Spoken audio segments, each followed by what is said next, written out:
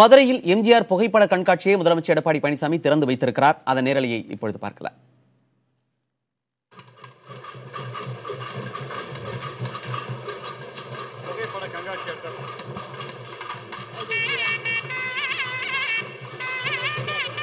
மாண்புமிகு தமிழக முதலமைச்சர் அவர்கள் இன்னும் சில மணித்துளிகளில் தலைவரின் புகைப்பட கண்காட்சியை திறந்து வைத்து பார்வையிடுவார்.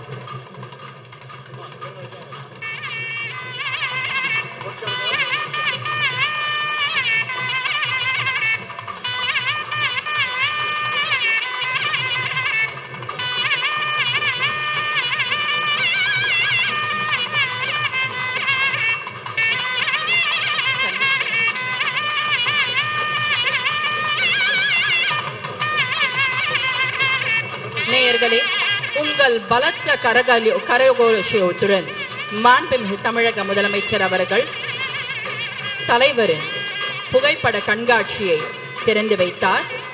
தற்பொழுது மாண்புமிகு தமிழக முதலமைச்சர் அவர்கள் புகைப்பட கண்காட்சியை பார்வையிடுகிறார்.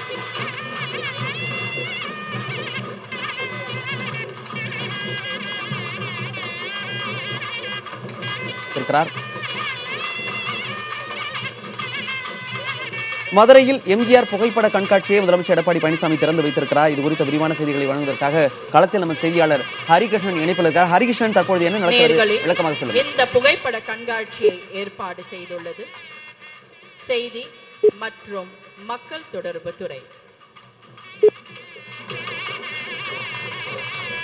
புரட்சி தலைவர் மற்றும் புரட்சி தலைவி அம்மா அவர்களின் பெருமையையும் பேரையும் போற்றும் விதத்தில் அமைந்துள்ளது இந்த அழகிய புகைப்பட கண்காட்சி.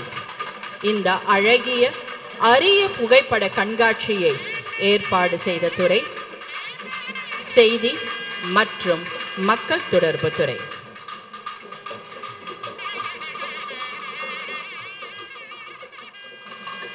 எம்ஜிஆர் நூற்றாண்டு விழா மதுரையில் கோலாகலமாக தொடங்கி இருக்கிறது.